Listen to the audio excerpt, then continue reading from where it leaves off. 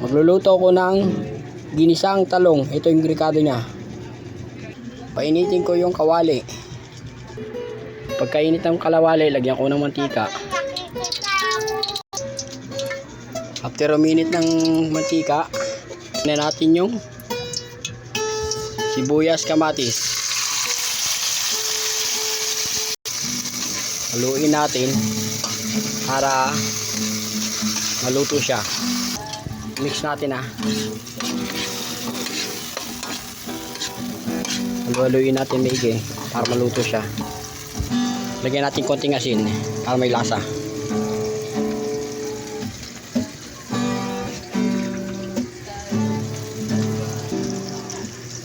Lagyan na natin yung talong para igisa.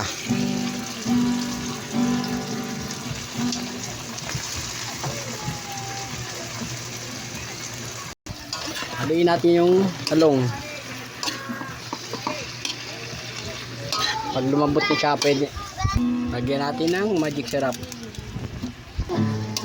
Haluin natin siya. Nahalo natin siya. Pwede na siya natin lagyan ng tubig. Lagyan natin siya ng sabaw. After pagkalipas ng ilang minuto, luto na siya.